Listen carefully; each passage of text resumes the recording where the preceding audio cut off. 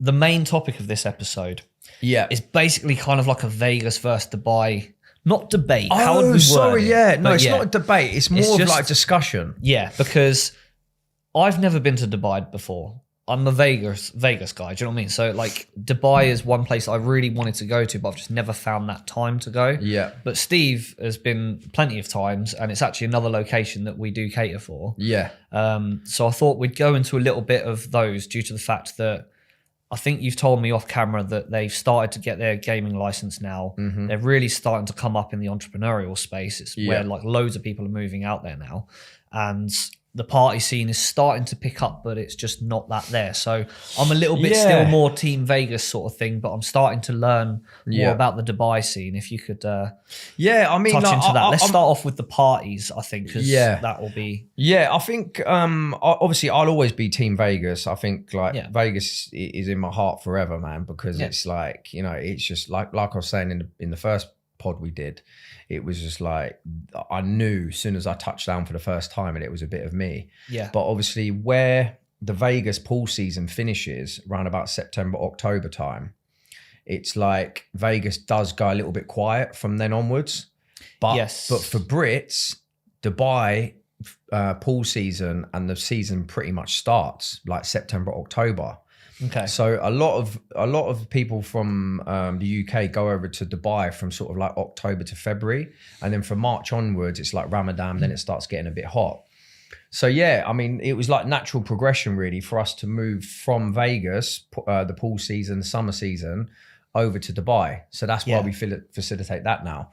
But yeah, if we start off with the parties, I mean, what you meaning is in like nightclubs and pool parties and stuff? Because the main thing I have with Dubai is that obviously, because I don't know too much about it, I know a little bit of it, but the main thing for us, especially for being a concierge business, you want it to be still VIP, right? So you are going to be having those people that want to go to Vegas and Dubai, but we also do have a very big subset of people that just love to go for like, stag do's, your hen do's, birthdays, things like that, that I know there's a little bit of the, I guess, I don't know if it's something that people know much of, but they just know that there's a little bit of a rule sort of law thing that they're not too sure about how far they can go. Vegas is a little bit more laxed on the rules. It's still very strict in some areas, but you feel a little bit more as if you can go to the Vegas pool party, you can go to the nightclubs, you can do all your things, you can have fun. I don't know in terms of Dubai because I've never partied out there before.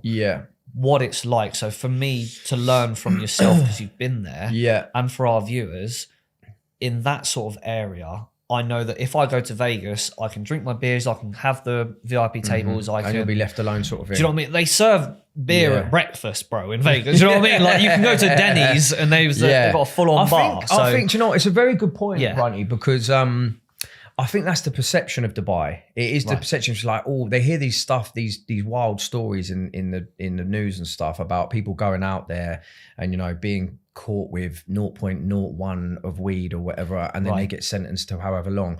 But what I would say to that is I think it's not as bad as what a lot of people think. I think that's what I'm trying to say. It's like when I first started going to Dubai, which was probably about 12 years ago, it was very strict. Like alcohol was very undercover. Like girls and women had to cover up a lot of the time. I was gonna say there's a certain religious culture out there, isn't there? So it was like that, and it's like that in Saudi Arabia at the moment. And obviously with Saudi Arabia, they're starting to do like a lot of boxing events and they're doing a lot of like entertainment and stuff over there. So how I feel about Dubai is it's become more westernized over the last 10 or 12 years. So like they sort of accept our culture a lot more now.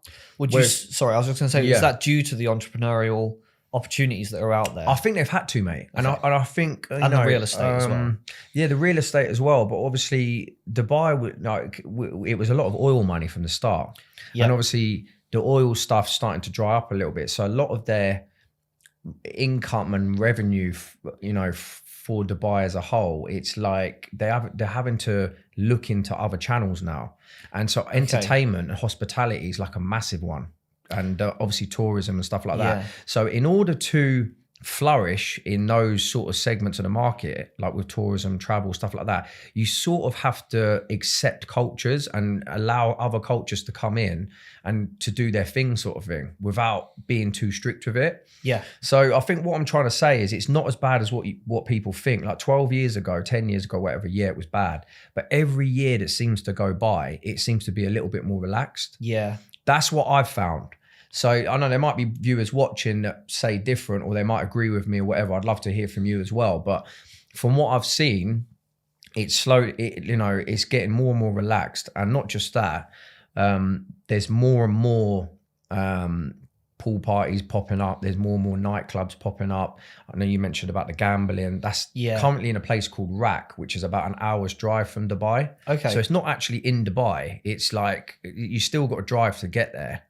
And that's taken over by, well, when I say taken over, that's being run by the Wynn in Las Vegas. Oh, is it? So Steve Wynn facilitates all that for Rak, did you say? Not necessarily Steve Wynn anymore, because he got into a bit of trouble. So he's like, his name's behind it, but he's no longer involved. Fair enough. So that's the situation with that. But like, but yeah, that because of the success of Wynn and Encore in Las Vegas, they've granted them with the first gaming license in Rak in Saudi Arabia. In Dubai, but United Arab Emirates. Yeah.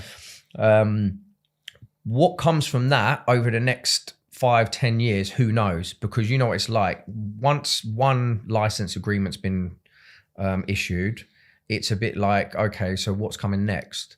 So who knows if MGM's not going to go out there and all the other big guys are going to go out there. So yeah, I mean, it's definitely like any country or any like bit like Vegas. It's always work in progress, and I can see Dubai.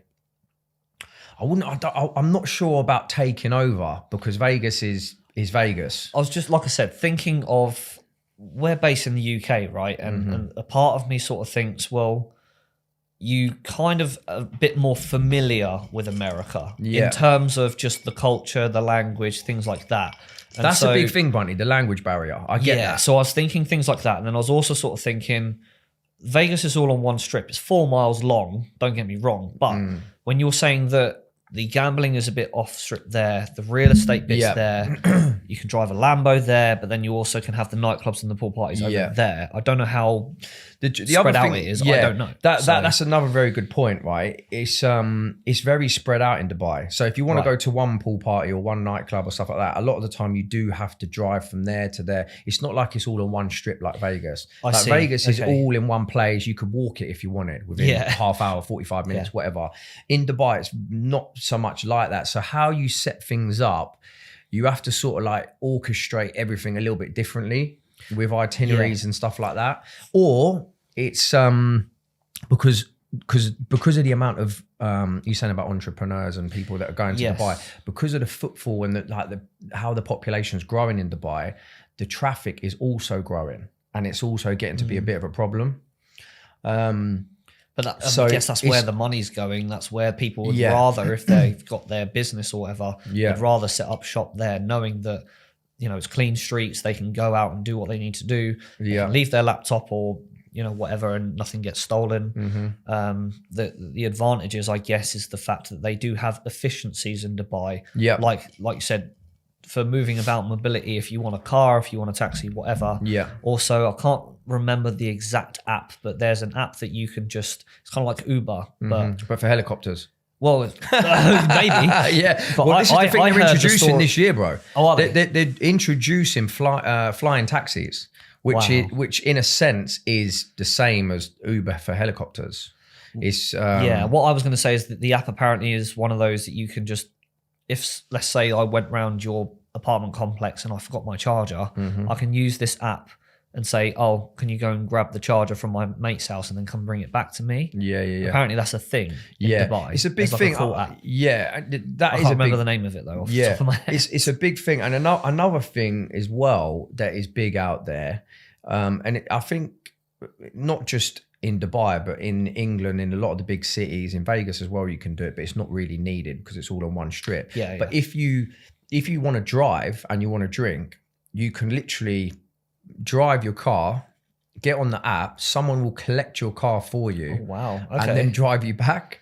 I don't know if you're aware of that. No, I didn't know. That's what I'm saying. I'm learning from you from Dubai's perspective. So that's another big thing, because obviously, like I said, you sort of have to, you know, you have to orchestrate things different, and you have to plan your trips a little bit different in Dubai. How you're going to get to and from clubs, how you're going to get to and from pool parties, restaurants, X, Y, and Z. It's a little bit more straightforward in Vegas, but with Dubai, that's why it's so big. A lot of people want to drive their Lamborghini Urus, or they want to, but they also want to drink.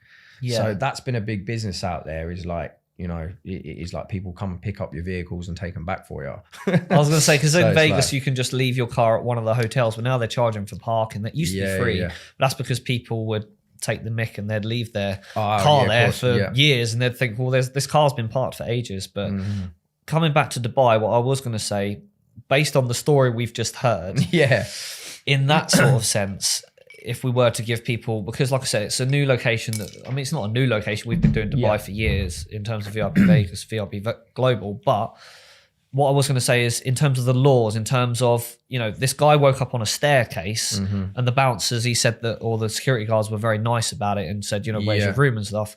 With the language barrier, with it being a completely new culture, a different culture, sorry.